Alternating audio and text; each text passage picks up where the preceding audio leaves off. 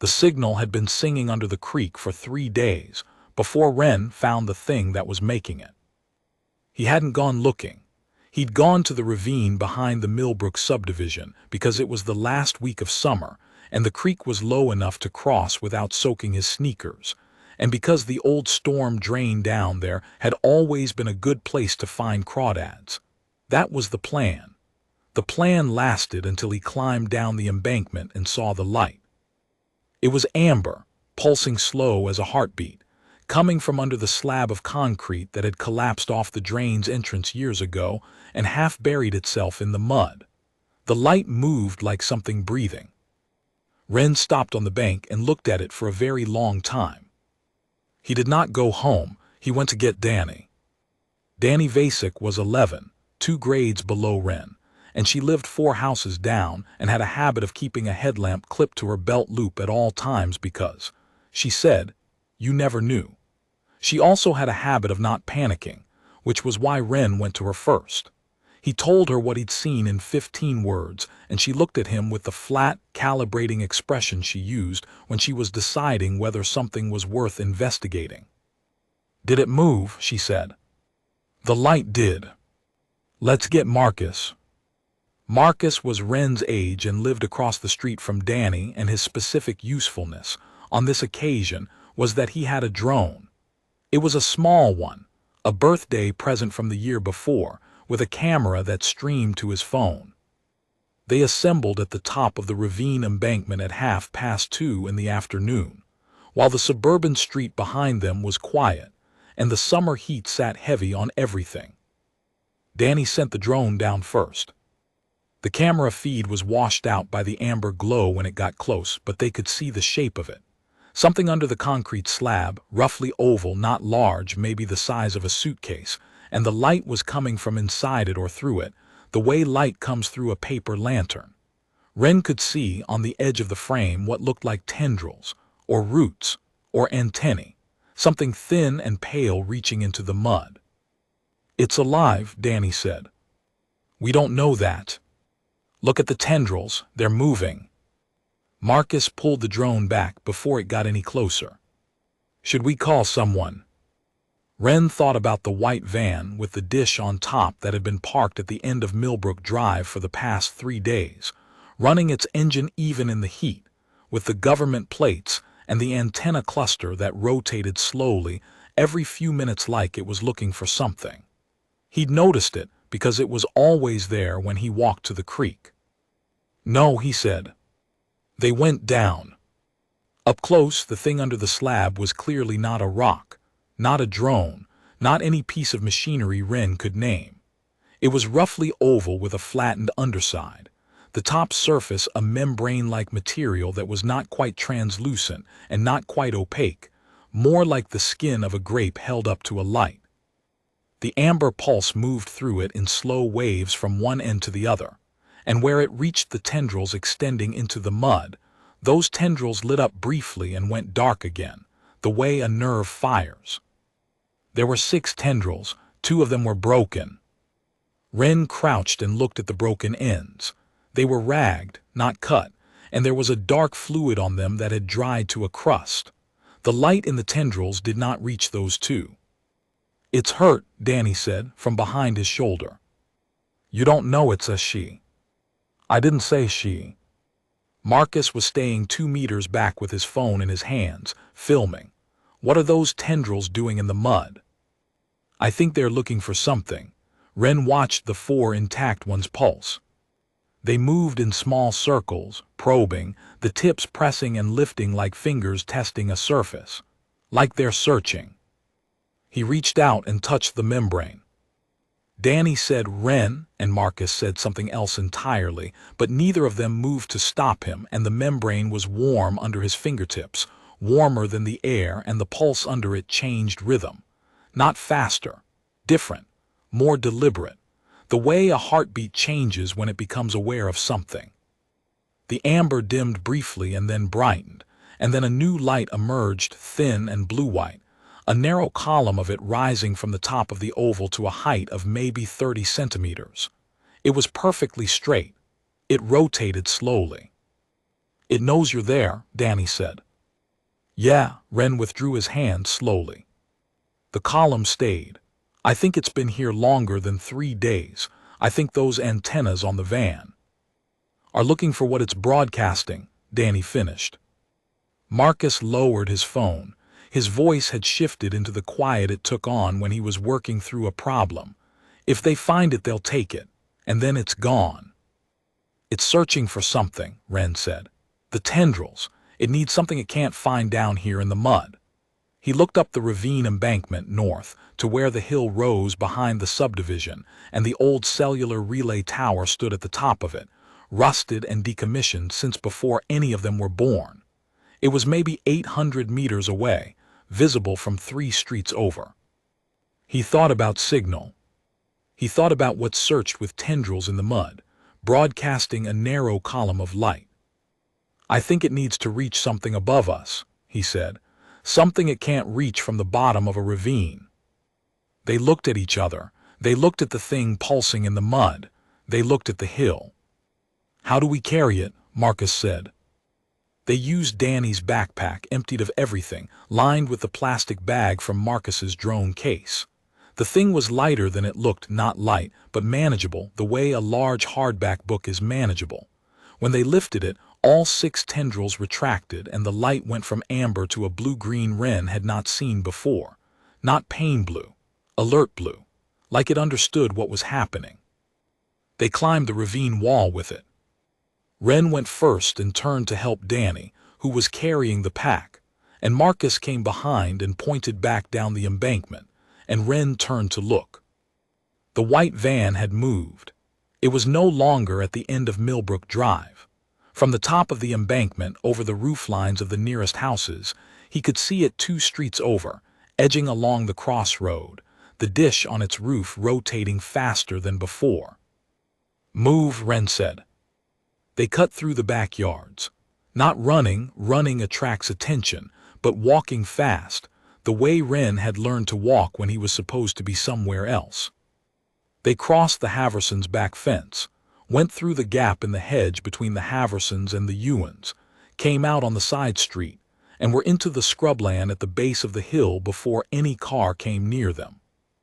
The scrubland was dry and scratchy with late summer grass, and the path up the hill was a deer trail more than anything else, winding between the brush. Danny had her headlamp on because the canopy was thick in patches. The thing in the pack had gone quiet, all amber, slow pulse, no column.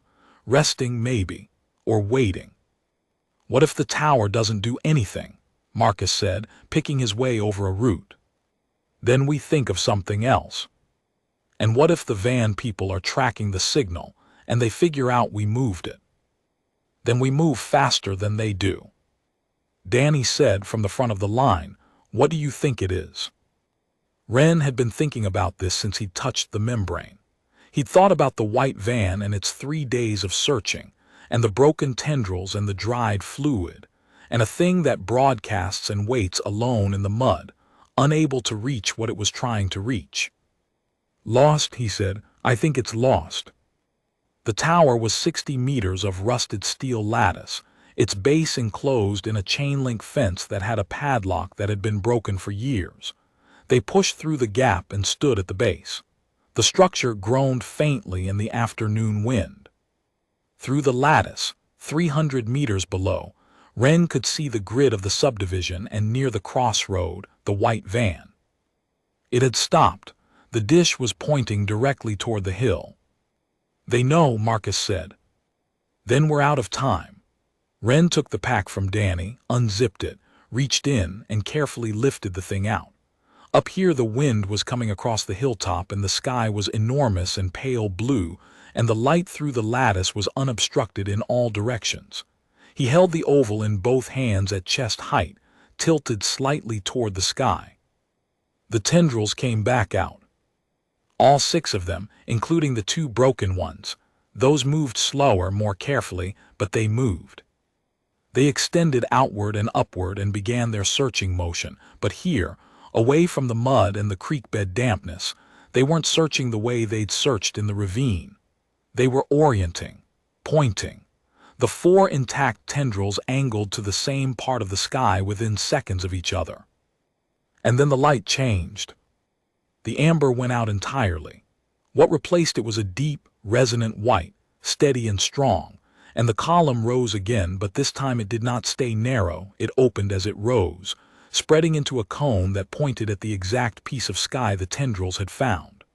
The light went up through the lattice, past rusted crossbars and antenna stumps, invisible against the afternoon sky except for a very faint shimmer. Something answered. Not with light, or not with any light Wren could see, but the thing in his hands reacted. Every tendril went still at once. The light held steady for 3 seconds and then began to pulse in a rapid pattern, complex, rhythmic, something that was clearly not random and clearly not the slow breathing pulse he'd been watching all afternoon. It was a message. It was absolutely a message, and whatever it was speaking to was listening. "Wren," Danny said very quietly. The van was coming up the service road. Not driving fast, but driving determined, and there was a second vehicle behind it now, a black SUV with the same kind of antenna cluster. "How long does it need?" Marcus asked. "I don't know." The pulsing accelerated. The thing in his hands vibrated very finely, not unpleasant, like holding a phone whose silent mode was buzzing. Wren watched the sky. Nothing up there that he could see. But the tendrils were absolutely certain, pointing at the same spot they'd found the moment they extended, and the beacon was not wavering. The vehicles reached the chain-link perimeter fence 40 meters below. A door opened. A voice called something. He couldn't make out the words, but the tone was official, flat, the tone of someone who expected to be obeyed. The pulse pattern changed. It was 2 short bursts now, then a long one, then silence. Then it repeated. Then the silence stretched. Then the white light went out. Not faded, went out cleanly like a switch. The amber came back, dimmer than before, and the tendrils slowly retracted. All 6, including the broken ones, curled in and settled flat against the membrane. The vibration stopped. The thing in Wren's hands went still. He looked at the sky. For 3 seconds, nothing happened. Then the air above the tower changed. Not visibly, not in any way Wren could have described to anyone with certainty, but he felt it, in the same way you feel a door opening in a room that has no windows, a pressure differential, a sense of elsewhere connecting to here. The afternoon light seemed briefly thicker. The wind, which had been coming from the northwest, stopped entirely for 4 seconds. And then something moved up there, very fast and very large, and the sky in that one patch of pale blue rippled in a way that sky does not ripple, and was still, and the pressure went away. The thing in his hands was motionless. The amber pulse had gone completely dark. The membrane was cooling under his fingers. Not dead, he didn't think dead. He thought done. "It's gone," Danny said. Her voice was careful, the way you speak when you are deciding whether to be sad and haven't decided yet. Marcus had his phone up, but he lowered it without taking a picture of the sky. Some things you don't photograph, Wren thought. Some things you just watch. He set the oval down in the grass at the base of the tower. The membrane had gone translucent now, the light fully out, and up close it looked like something left behind, a casing, a vessel, a thing that had been hollowed of what it contained. He put his hand on it one more time. Warm still, fading. The official voice below the fence was still calling, closer now. The footsteps on the gravel were crunching toward the gap in the chain link. "What do we say?" Marcus asked. "Nothing." Wren pulled his hand back and stood up. "We found an old piece of equipment by the tower. We don't know what it is. We brought it up here because we were curious." He looked at the casing in the grass. Without the light, it really did look like a piece of equipment, some rounded sensor housing, old relay infrastructure. Whoever was climbing through the fence right now would find a way to see it that way too, because the alternative was something they were not ready to say out loud. "That's it," Danny said. "That's all that happened." Wren looked up at the sky one more time, pale and ordinary and enormous, the way it always was. Everything else was between it and whoever it was calling. The first person came through the fence. Ren turned to face them, his hands loose at his sides, and Marcus tucked his phone in his pocket, and Danny clicked off her headlamp.